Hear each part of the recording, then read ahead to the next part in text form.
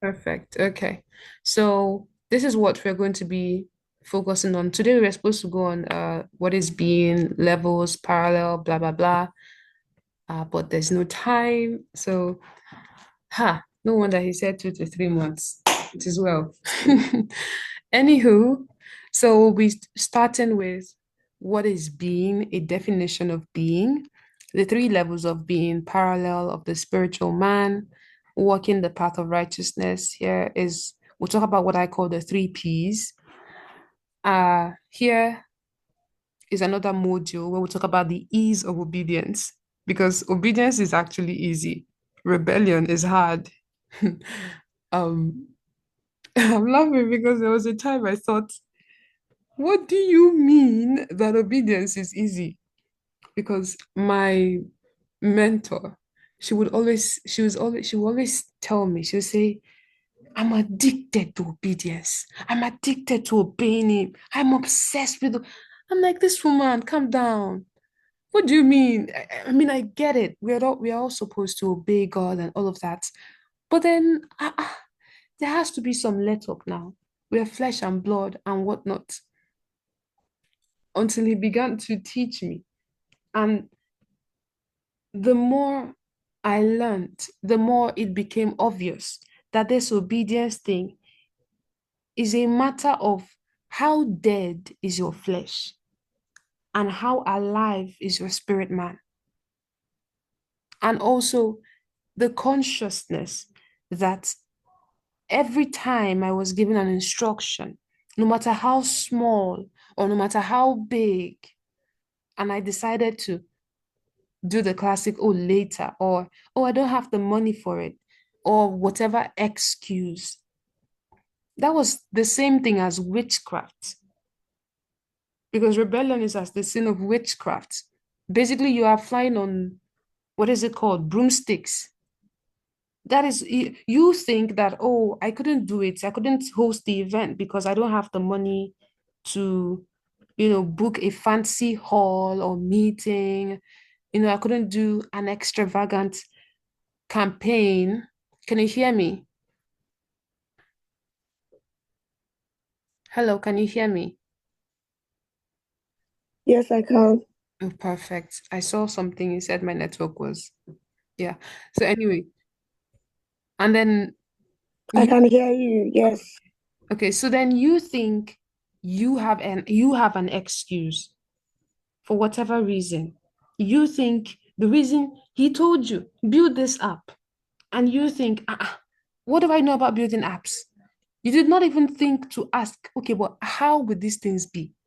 You did not think to our father Abraham and how he would see. I was looking at the book of Genesis, and then he was The saying, network is breaking. I can't hear you.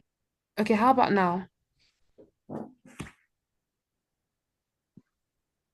Hello, can you hear me?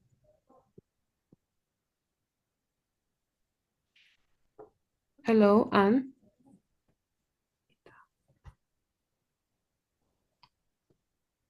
Anita, can you hear me?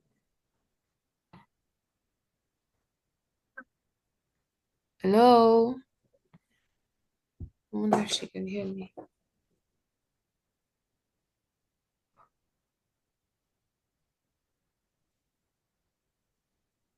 Hello. She's not saying any. Hi. Can you hear me? Hmm. Hello. Hmm. Can't hear.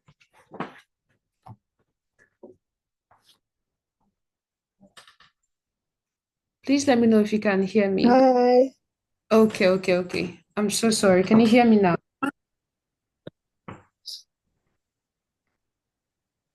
Yes, I can. Okay, okay, Thank you.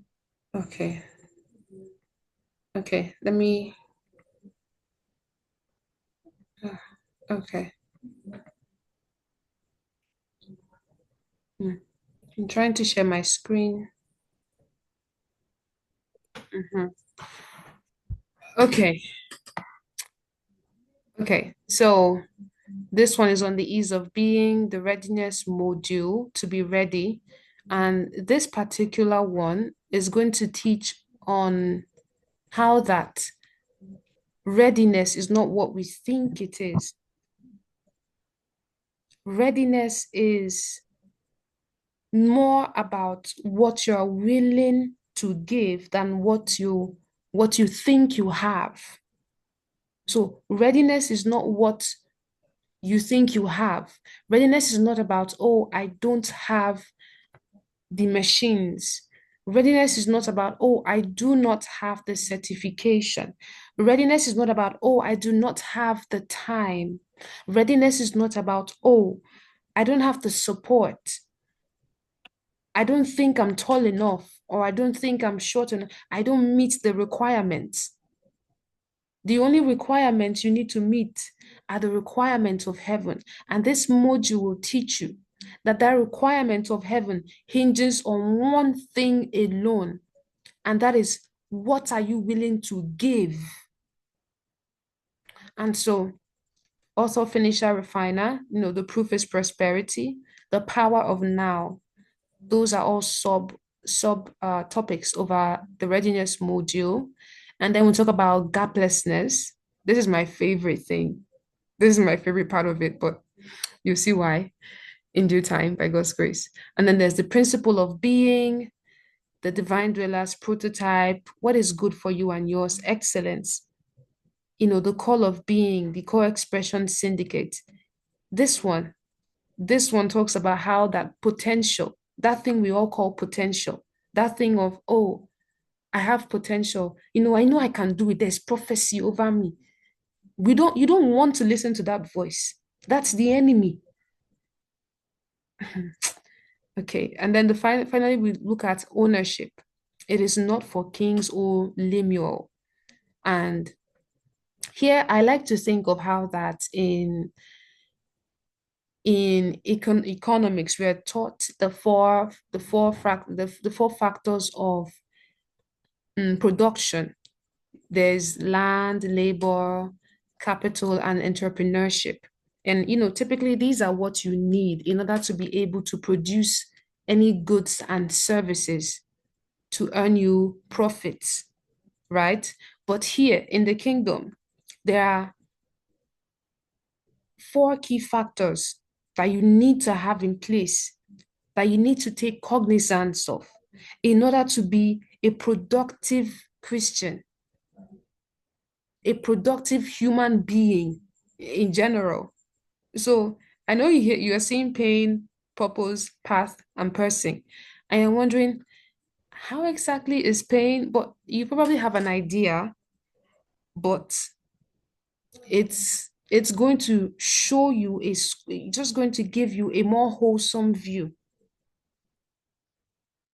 of the truth of what true production or true productivity is not about how many things you can get done in a day, or how many projects you can pardon me, sorry, or how many projects you can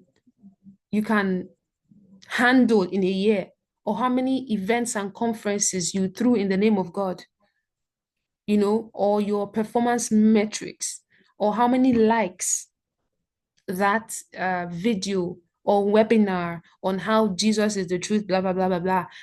It's not about that.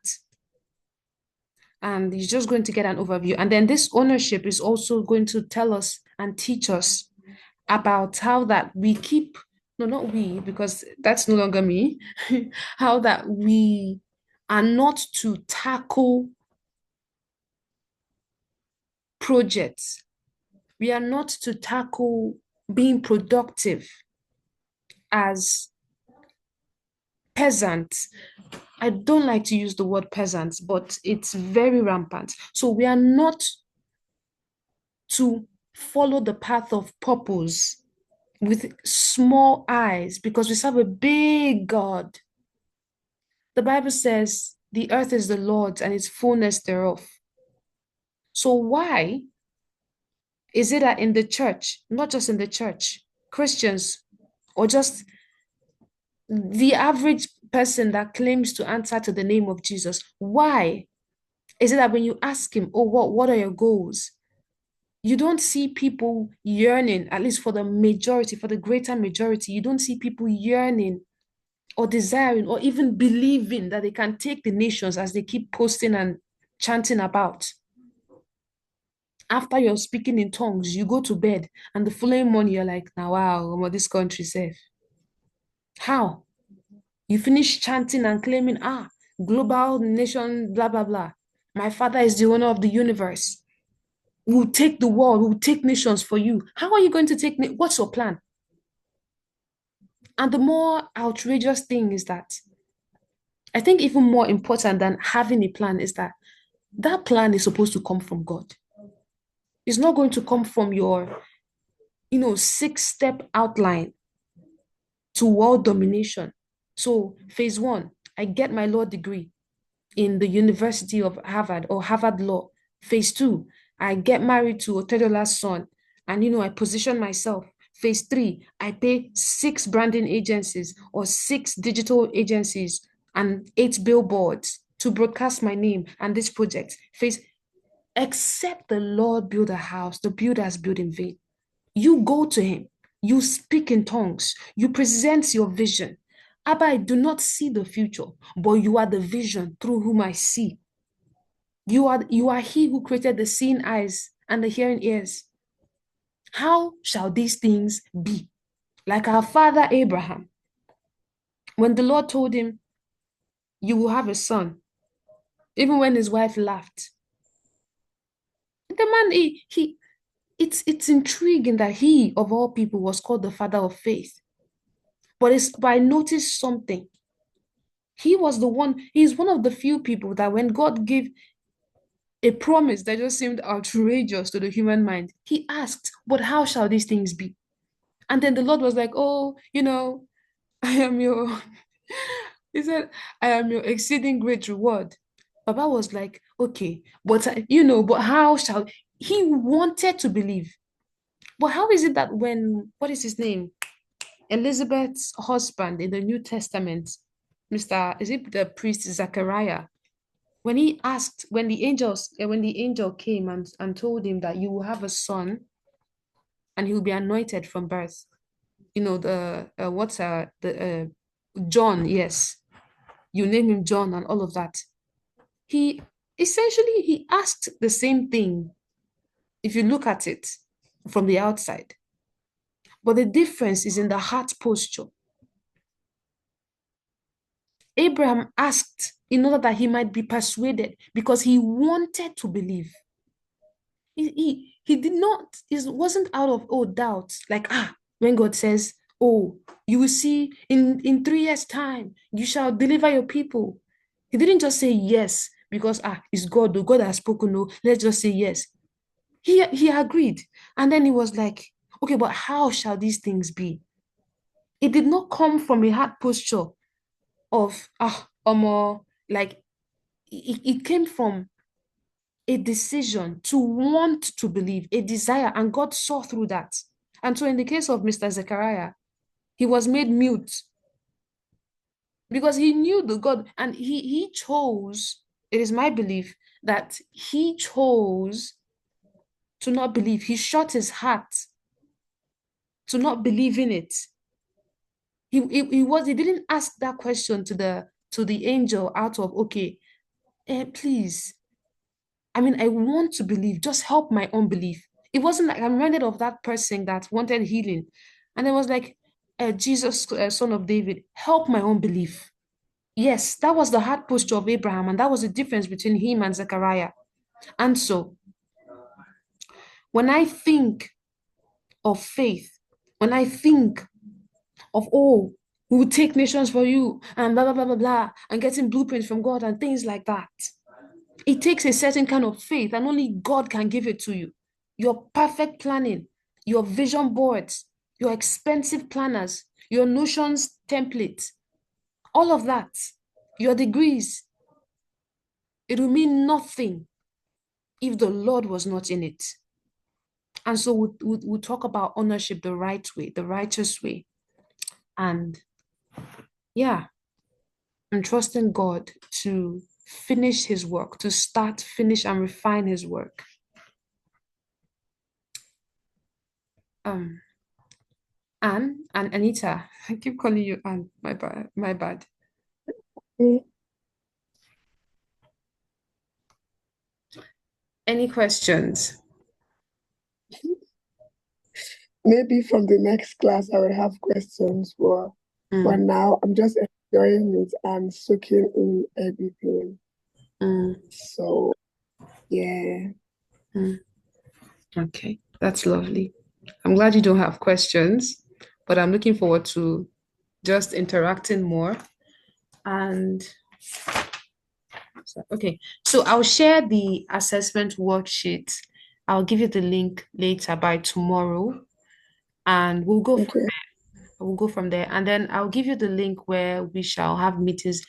I think we'll have to reuse this one so that it's not confusing and all over the place.